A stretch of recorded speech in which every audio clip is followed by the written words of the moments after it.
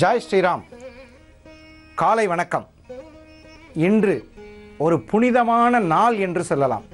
அப்படிப்பட்ட இந்த புனிதமான நாளில் நம் உணர்வுகளுக்கு மதிப்பளிக்கக்கூடிய லக்ஷ்மி தேவி அருள் வேண்டுபவர்களுக்கு ஆதிசங்கரர் அருள் புரிந்து எப்படி அன்னை ஸ்ரீதேவி ஸ்ரீ லக்ஷ்மி தாயார், தமிழில் கரெக்டாக சொன்னால் லக்ஷ்மி தாயார்னு அர்த்தம், யாருக்கெல்லாம் லக்ஷ்மி தேவி தேவை அப்படின்னு கேள்வியில் கேட்கக்கூடாது. ஏன்னா இந்த உலகத்தில் படைக்கப்பட்ட எல்லாத்துக்கும் லக்ஷ்மி தேவி தேவை. லக்ஷ்மி இல்லாமல் ஒன்றும் நடக்காது. அப்படிப்பட்ட லக்ஷ்மி எதிலெல்லாம் இருக்காங்க? பசுமாட்டின் பாலில் இருக்கிறாள். அதனால பால் வீண் பண்ணக்கூடாது. கோமுகி என்று சொல்லக்கூடிய காமதேனுவின் அதாவது காமதேனுவுக்கு ஒரு பெரிய வரப்பிரசாதம் உண்டு. என்ன வரப்பிரசாதம்? எங்கெல்லாம் தேவர்கள் உரைகிறார்கள் அப்படிங்கிற பக்கத்தில் பசுமாட்டில் 33,000 கோடி தேவர்கள் இருக்கிறார்கள். இந்த 3 கோடி தேவர்களும் இருக்கக்கூடிய எல்லாரும் அவங்கவங்க வந்து ஒவ்வொரு இடத்துல உட்காந்துட்டாங்க. லக்ஷ்மி தேவி கடைசியாக வர்றாங்க. ஏன்னா பொருளாதார தேவி அவங்க. கடைசியாக வரக்கூடிய அந்த லக்ஷ்மி தேவி பசுமாட்டின் பின்புறத்தில் சாணம் வெளிப்படக்கூடிய இடத்தில் இருக்கிறாள். அதனால தான் நிறைய வீட்டில் வந்து சாணம் மெழுகணும் அப்படின்னு சொல்லுவாங்க. லக்ஷ்மி தேவி வந்து நம்ம இருக்கக்கூடிய இடத்தை இவங்க சாணம் மெழுகியிருக்காங்க. அதெல்லாம் இன்றைக்கி நிறைய இடத்துல மறந்துருச்சு. சாணம் மெழுகுதல் என்பது மறந்து போய்விட்டது. யார் வீட்டிலெல்லாம் சாணம் மெழுகி விளக்கேற்றி மாவிலை கட்டுகிறார்களோ அவர்கள் வீட்டில் எல்லாம் லக்ஷ்மி அகலாது வாசம் செய்வாள் அப்படிங்கிறது நித்திய பூஜை. இந்த மாதிரி செய்யக்கூடிய காலகட்டத்தில் வீட்டில் இருக்கக்கூடிய வலம்புரி சங்கு, கங்கா தீர்த்தம், சுவாமி விளக்கேற்றக்கூடிய நல்லெண்ணெய், விளக்கெண்ணெய், உப்பு, மஞ்சள், மங்கள பொருட்கள் யாவிலும் லக்ஷ்மி தேவி குடியிருக்கிறாள். இதில் வெற்றிலையும் கூட. அப்பேற்பட்ட லக்ஷ்மி தேவி குடியிருக்கக்கூடிய இடங்களை தெரிந்து கொண்டோம். இந்த நான் சொன்ன பொருள்களெல்லாம் வீண் பண்ணக்கூடாது, தப்பு பண்ணக்கூடாது, அனாவசியமாக யூஸ் பண்ணக்கூடாது. அனாவசியமாக யூஸ் பண்ணுறதுன்னா வேஸ்ட் பண்ணுறது, இதெல்லாம் பண்ணக்கூடாது. இதில் முக்கியமான ஒரு செய்தி சொல்ல விரும்புகிறேன். என்னன்னு கேட்டால், இப்போ நான் சொன்ன பொருள்கள் எல்லாம் வீட்டில் கொஞ்சம் கூட குறைவில்லாமல் இருக்கணும். பால், தயிர், அரிசி, நெய், புளி, உப்பு, இதில் எல்லாம் லக்ஷ்மி தேவி இருக்காங்க. இதெல்லாம் வீட்டில் வந்து எண்ணெய், அது விளக்கேற்றுற எண்ணெயாக இருந்தாலும் சரி, சமையலுக்கு இருக்கிற எண்ணெயாக போய் 50 மில்லி வாங்கிட்டு வா அப்பளம் பொரிக்கிறேன்னு சொல்லக்கூடாது. எப்பயுமே நித்தியமாக இருக்கணும்.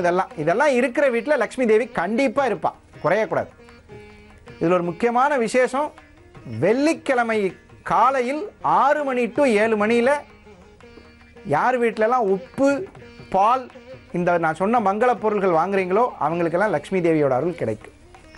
இப்போ நீங்கள் ஓரளவுக்கு முடிவுக்கு வந்திருக்கலாம். இந்த லக்ஷ்மி தேவியினுடைய அருள் இவ்வளவு நிறைந்திருக்கக்கூடிய இந்த நன்னாளில் இன்று நாம் காத்திருப்பது ஸ்ரீ அருள்மிகு சுயம்பு லக்ஷ்மி தாயார். அவங்கள பார்க்கறதுக்கு தான் இன்னைக்கு இந்த கண்கள் புண்ணியம் செய்திருக்கின்றன, இந்த காதுகள் புண்ணியம் செய்திருக்கின்றன. 5 புலனும் நமக்கு அருளாசி வழங்கக்கூடிய அன்னை சுயம்பு லக்ஷ்மி தாயாரின் தரிசனத்தை இப்பொழுது கண்டு மகிழ்வோம்.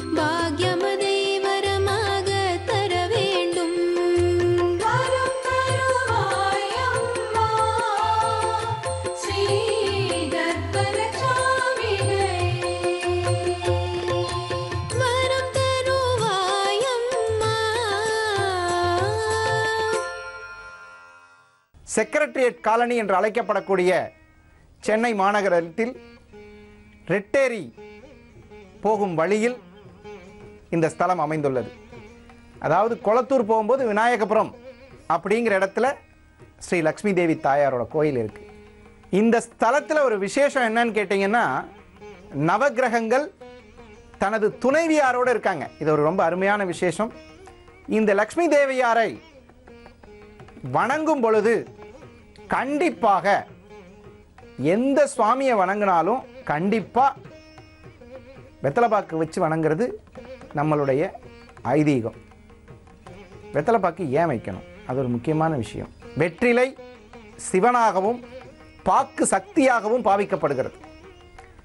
வெற்றிலைங்கிறது ரொம்ப விசேஷமான விசேஷம். வெற்றிலையை படைச்சு சுவாமிக்கு கேட்டதை கொடுக்கும் லக்ஷ்மி தேவி. இன்னைக்கு ஒரு அருமையான சூட்சமத்தை இன்னைக்கு நம்மளுடைய ஜீ தமிழ் நேயர்களுக்கு சொல்லப்படும். என்னன்னு கேட்டால், வெத்தலையில் 3 வெத்தலை இருக்கு. ஆண் வெத்தலை, பெண் வெத்தலை, மலட்டு வெத்தலைன்னு 3 வெத்தலை இருக்கு. ஆண் வெத்தலையை தெய்வீகத்துக்கு பயன்படுத்தினால் கேட்ட வரம் கிடைக்காது. மலட்டு வெத்தலையை பயன்படுத்தினால் கேட்ட வரம் கிடைக்காது.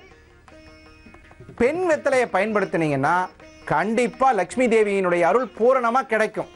வெத்தலையை காய விடக்கூடாது, வெத்தலையை உதாசீனப்படுத்தக்கூடாது. வெத்தலை லக்ஷ்மி உரையக்கூடிய ஒரு பொருள். துளசி தலம் என்று சொல்லக்கூடிய துளசியில் லக்ஷ்மி அகலாது வாசம் செய்கிறாள். பெருமாளின் துளசி பத்தினி அப்படின்னு சொல்லுவாங்க. அந்த மாதிரி ஸ்ரீ மகாவிஷ்ணுவினுடைய தர்மபத்தினியாக இருக்கக்கூடிய ஸ்ரீ மகாலட்சுமி தேவிக்கு ஆலயம் அமைக்கப்பட்டு இந்த ஸ்தலத்தில் சுவாமியோட அழகு நீங்கள் நேரில் பார்க்கும்போது தான் தெரியும். அந்த சுவாமியோட அழகு எவ்வளோ அழகுன்னு. அந்த லக்ஷ்மி தேவியை ஒரு முறை கண்ணால் தரிசனம் செய்தால் வாழ்வில் கேட்ட வரம் கொடுக்கும் தேவியாக, கேட்டவர்க்கு கேட்ட வரம் கொடுக்கும் லக்ஷ்மி தேவியாக இந்த ஸ்தலத்தில் அருள்பாலிக்கிறார். லக்ஷ்மி தேவி எப்போதுமே பெருமாளுக்கு சேவை செய்யக்கூடிய மகாபாகியத்தை வருவாங்க. சில பேரை கேட்கும்போது சொல்லுவாங்க, அவளுக்கு என்ன மகாலட்சுமி மாதிரி இருக்கு அப்படின்னு சொல்லுவாங்க. காரணம், மகாவிஷ்ணுவுக்கு பாதத்தில் அமர்ந்திருப்பவள் மகாலட்சுமி. அந்த மகாலட்சுமி ஒரு முறை இந்த ஸ்தலத்தில் இருக்கக்கூடிய மகாலட்சுமி, மகாவிஷ்ணு மகாலட்சுமியை பார்த்து கேட்கிறார், சுவாமி, இந்த எவ்வளவோ விஷயங்களை சொல்லி கொடுத்து இந்த மனிதர்கள் இன்னும் கஷ்டப்பட்டுட்டே இருக்காங்களே, இவங்க மேலே வர்றதுக்கு ஏதாவது வாய்ப்பு இருக்கா அப்படின்னு பார்க்கும்போது ஸ்ரீ ராமநாம ஜபம் செய்யணும் அப்படின்னு சொல்கிறாங்க. அப்படி சொல்லும் பொழுது இந்த ராமநாம ஜபத்தையும் பெருமாளுடைய அனுகிரகத்தையும் பெறுவதற்கு எப்படி வாய்ப்பு கிடைக்கும் அப்படின்னு பார்க்கும்போது மகாலட்சுமியை பார்த்து மகாவிஷ்ணு சொல்கிறார், நீ பூமியில் ஒரு தடவை அவதாரம் எடுத்து, சொல்லலாம் இல்லை, அப்படி கண்ணால் பார்த்தோன்னே புரிஞ்சுட்டார், இந்த மாதிரி நம்மளால் அவதாரம் எடுக்க முடியாது சுவாமி, உங்கள் கூட வரும்போதே ராவணன் என்னை பேர்த்துட்டு போயிட்டான், அதனால் நான் போகலை, இந்த அரக்கர் குலத்தில் நான் போக மாட்டேன் என்று உறுதி எடுத்து மகாலட்சுமி தாயார் நான் உங்கள் சேவையே செஞ்சிட்ருக்கேன்னு முடிவெடுத்தாங்க. இந்த நேரத்தில் தான் பூதேவி என்று அழைக்கப்படக்கூடிய அன்னை ஆண்டாள் ஆடி பூர நட்சத்திரத்தில் ஆண்டாள் பூமியில் பிறந்து 30 நாட்களும் எப்படி பெருமாளை சேவிக்கணும் அப்படின்னு மனித பிறவி எடுத்து பெருமாளின் அனுகிரகம் கிடைப்பதற்கு ஆண்டாள் எடுத்த நட்சத்திரம் ஆடி பூர நட்சத்திரம்.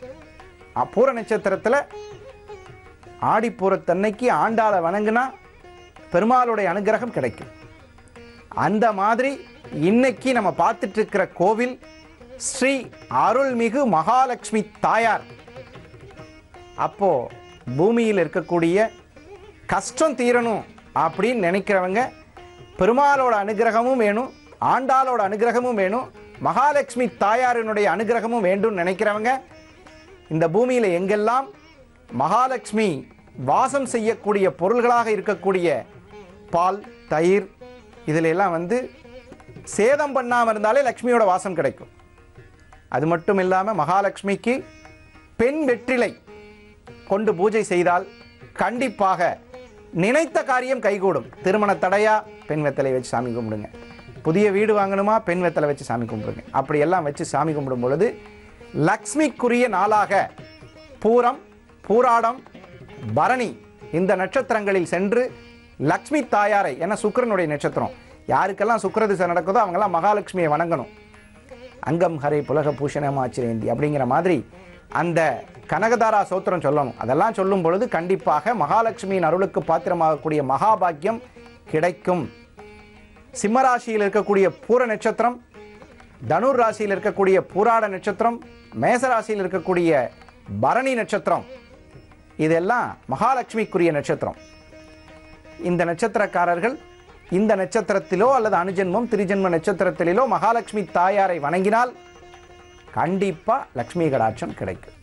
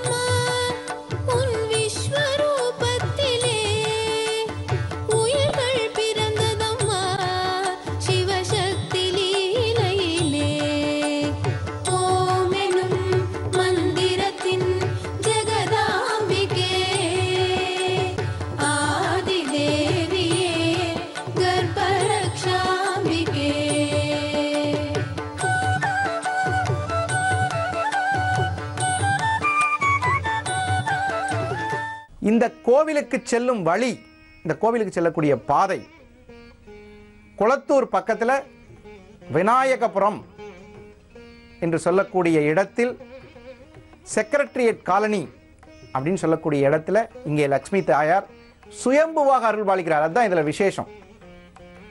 இந்த கோவிலுக்கு போபவர்கள் 9 1 ரூபா காயின் அதை எடுத்துகிட்டு போகணும்.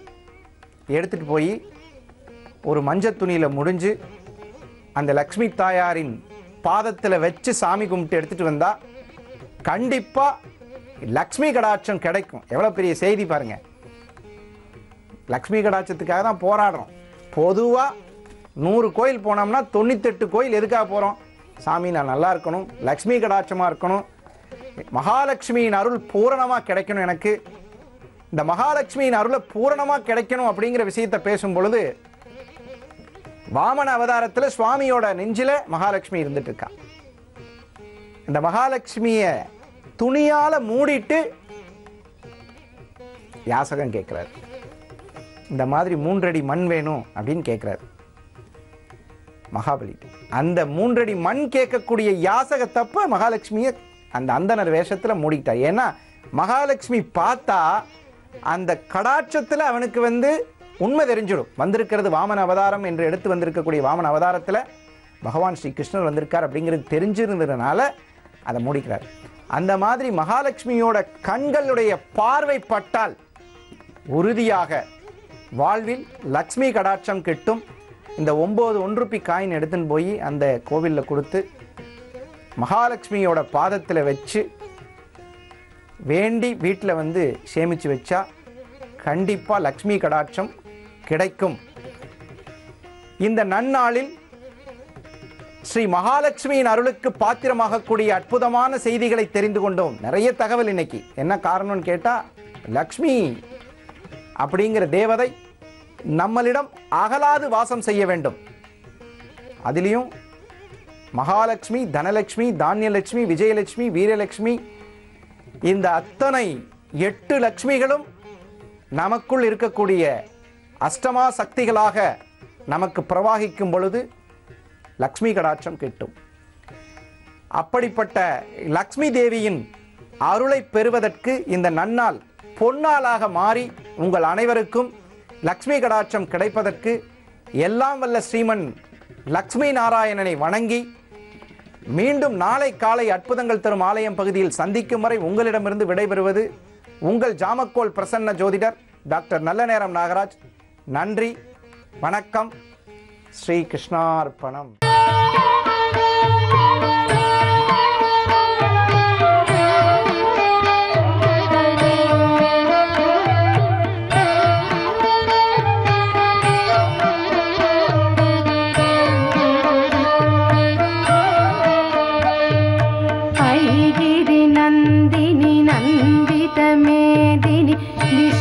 विनोदिनी नंदनुते गिरिवर विंध्य शिरोधिनि वासिनि विष्णु विलासिनि जिष्णुनुते भगवति हेशिति कंठ कुटुंबिनि भूरि कुटुंबिनि भूरि कृते जय जय हे महिषासुरमर्दिनि रम्यकपर्दिनि शैलसुते सुरवरवर्षिणि दुर्धरधर्षिणि दुर्मुखमर्षिणि हर्षरते त्रिभुवनपोषिणि शङ्करतोषिणि किल्बिषमोषिणि घोषरते धनुजनिरोषिणि दितिसुतरोषिणि दुर्मदशोषिणि सिन्धुसुते जय जय हे महिषासुरमर्दिनि रम्यकपर्दिनि शैलसुते अयि जगदम्ब मदम्ब कदम्ब वनप्रियवासिनि आसरते शिखरि शिरोमणि तुंग हिमालय शृंगनिजालय मध्यगते मधुमधुरे मधुकैटभगञ्जिनि कैटभभञ्जिनि रासरते जय जय हे महिषासुरमर्दिनि रम्यकपर्दिनि शैलसुते अयि शतखण्ड विखण्डितरुण्ड वितुण्डितशुण्ड गजाधिपते रिपुगजगण्ड विदारणचण्ड पराक्रमशुण्ड मृगाधिपते।